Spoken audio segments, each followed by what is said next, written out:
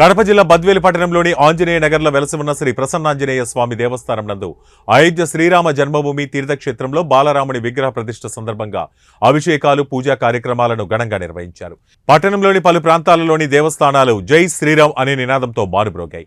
అనంతరం దేవస్థానం కమిటీ వారు మాట్లాడుతూ అయోధ్యలో శ్రీరాముని విగ్రహ ప్రతిష్ఠ సందర్భంగా స్వామివారికి వివిధ రకాల అభిషేకాలను భక్తుల కోసం ఏర్పాటు చేశామని, భక్తులకు అన్నప్రసాదాలు అందిస్తున్నామని, అనంతరం అన్నదాన కార్యక్రమం జరిగిందని తెలిపారు.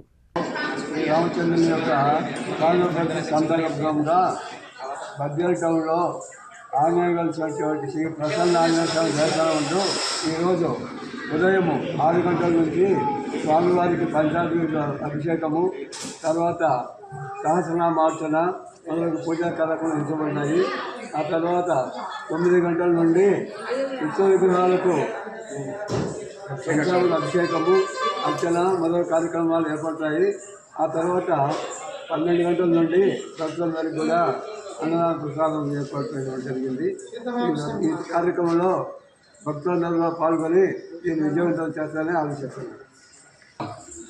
ఈరోజు 22/1/2024 అయోధ్యలో శ్రీ రామ జన్మభూమి ట్రస్ట్ ఆధ్వర్యంలో జ్ఞానరాముడు విగ్రహ ప్రతిష్ఠ సందర్భంగా శ్రీ ప్రసన్నాంజనేయ స్వామి దేవస్థానం నందు ఆంజనేయ నగర్ బద్వేలులోని ఈరోజు ఉదయం 7 గంటల నుండి పంచామృత అభిషేకము మరియు 9:30కు స్వామివారికి అభిషేకము, సీతారాముల వారికి మధ్యాహ్నము అన్నదాన కార్యక్రమం జరపబడును.